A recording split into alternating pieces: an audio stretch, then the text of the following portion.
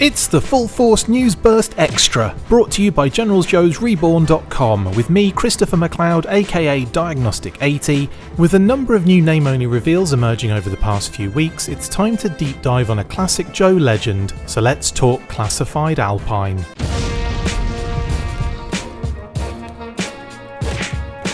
Yes, we are getting stuck into a name-only reveal today that popped up fairly recently during a Super 7 G.I. Joe panel at NYCC. Emily from Hasbro was a guest on the panel and dropped the name as a little unexpected Easter egg for fans. Yep, it's the Joe's yodeling mountaineering specialist and finance clerk side hustler, Alpine. In one of the most on-the-nose file names since Stanley R. Perlmutter, Albert M. Pine from Minidoka, Idaho, first appeared in the 1985 range of figures. He was the fourth black character to be introduced in the line at the time, behind Stalker, Doc and Roadblock. He found a lot of popularity in the Sunbow cartoon, first appearing alongside Bazooka in the Pyramid of Darkness miniseries and voiced by Lee Weaver. This G.I. Joe power couple quickly turned into a throuple with the introduction of Quick Kick and his Frozen Fudgies in the same five-parter. The comic relief that Alpine and Bazooka played up in further episodes was a far cry from the comics' interpretation of the characters. Alpine first showed up in A Real American Hero issue 45, teaming up with Quick Kick, Flint and Spirit as they invaded Cobra Island in an attempt to rescue fellow Joe, Ripcord. Alpine would show up periodically in other iterations of the comics, but his most interesting reinvention came in IDW's own continuity Cobra Command series, where he was portrayed as a double-leg amputee. It wasn't the first time G.I. Joe had delved into prosthetic limbs for characters. Billy springs to mind initially, and then there's the more futuristic aspects like Overkill and Cyber Vipers as cyborgs of sorts. You could even throw in Major Blood here, but the debate about his arm being robotic has been a heated topic since the first figure release in 1983. It was definitely a more grounded attempt at including a character with prosthetic limbs, and definitely received a positive reaction from the fandom. We've had a number of similar storylines in recent years, including Sightline and Sherlock, who were both newer characters introduced into the brand, who both received stories showing how they lost certain limbs in combat. Alpine also appeared in the Action Force Weekly and very briefly in the monthly series as well. Despite his limited use in the UK comics, he was a very popular character and even had a quirky addition to his file card on his 1987 release. His birthplace had changed from Idaho to Grenoble, France, and as such, a number of sentences in his file card bio had to be updated. The entire first sentence was changed. From the middle of the flat, dusty Snake River plain where Alpine was born, he could see the mountains on the horizon in almost every direction, like a physical barrier between him and the world he wanted. This was changed to, born to Algerian immigrant parents, Alpine from an early age would stare at the mountains on the horizon, which rose in every direction like a physical barrier between him and the world he wanted. There were other small differences, mostly related to his new birthplace of course, and a switch from G.I. Joe to Action Force. Graduated Ranger School Fort Benning became Graduated Ranger School Toulouse, and his M16 qualification was switched out for an M11. The figure was so cool as well, with the very unique design and great accessories, that massive pickaxe which affixes to the pack, a GR888 grappling launch line, grappling hooks on black string, and that very distinctive Beretta SMG-12 submachine gun. Alpine was also released in other territories as well, including Plastorama in Argentina as Risco, which translates to crag in Spanish, appropriate for Alpine for sure. Around the same time in Brazil he was released by Estrella as Everest, again very appropriate, and in 1986 he was made available as Alpine for mail away in Japan by Takara. Lots of releases for that first figure, and it really shows just how popular a character he was. We would have to wait for a modern version of the figure and the Valor vs Venom release in 2004. He had a complete redesign and was one of the first figures to have shorts. Yep, Dalzim's Street Fighter II figure had the ripped short sculpt, and Zangief rocked some weird hot pants with robot legs, but let's just say Alpine was the first Joe character to have them. His deco was a very eye-catching yellow short sleeve shirt, red pants and a red hat, and he came with an even more eye-catching figure in Swamp Rat. This Alpine figure would be repainted and released 2 more times, once in a single carded figure in green and brown, and then as a Tiger Force 2-pack with Crosshair version 3. What was weird about this one then?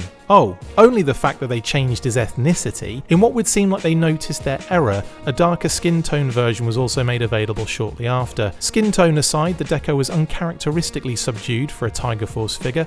A light green shirt with light brown tiger stripes and brown shorts and a hat made for an interesting deco direction, and two of these repaints would sort of combine for a future Tiger Force release, but we will get to that shortly. Next up in 2008, we got the DVD pack 5 of 5, which included Alpine of course, Cobra Commander version 36, Cobra Paratrooper, the infamous O-Face Duke version 29, a Cobra Claw, a flag, a camera and the ticking time bomb from the movie intro, a best of the 80s DVD, and the beam emitter for the mass device.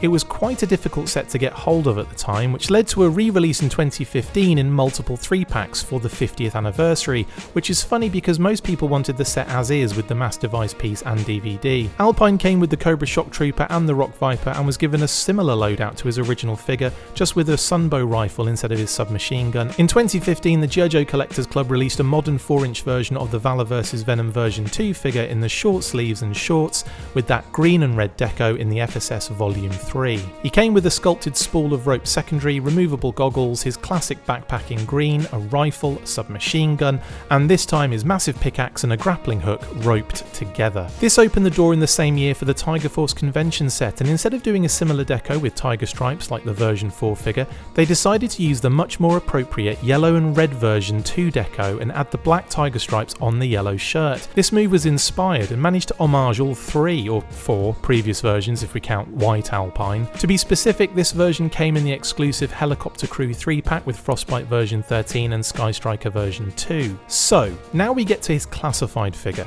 There's a strong possibility that we will see renders for Alpine this weekend during either Friday's 1027 event or Saturday's MCM London show. I also expect we might see a few more that have been revealed recently, like Night Creeper, Norgahide and the Cobra Ferret. I doubt I'll be able to do those videos before they get a reveal, but you never know. In any case, what do I expect Alpine to look like? Well, I have to say that he would make an unbelievable deluxe figure with a lot of cool accessories that could be included. However, I have a strong suspicion that he will be a standard retail figure, and even so could still come with enough gear to satisfy a long-time fan of the character. I assume he will be the classic design out the gate. I don't see them going in the shorts direction just yet, but with Tiger Force as a theme that is still churning out figures, I could see them doing a version 2 eventually in the line, just not anytime soon. I would imagine he would get a removable hat and goggles, a secondary jacket piece, a separate rope secondary, the classic backpack with storage options for the pickaxe and grappling hooks, a bit of string in the same way that Wolf Spider's loadout featured. The grapple launcher could be reused from the Alley Viper, or they could use Torpedo and the Eel's harpoon gun, as that looks very similar to the original. I also expect they will give him a new submachine gun to evoke the original figure as well, and that would be a great amount of accessories without going too crazy and pushing him into the deluxe category. On the other hand, I would love for them to give him a crazy mountaineering loadout with all sorts of cool gear if they were so inclined, but as I mentioned before, I'm expecting a standard release here. In any case, I have a strong feeling that I'm going to enjoy this figure very much and cannot wait to see what he looks like. Anyway, what do you guys think? Are you excited for Alpine in the Classified series? Will you be reuniting the classic trio, deluxe with lots of cool gear or standard fare? Let me know in the comments below. Okay team, lots more content to come, so keep it locked, stay fresh cheese bags, and as always, full force. That's it for this instalment of the Full Force News Burst Extra. Thank you for watching, make sure to like, comment and subscribe. See you next time, and as always, full force.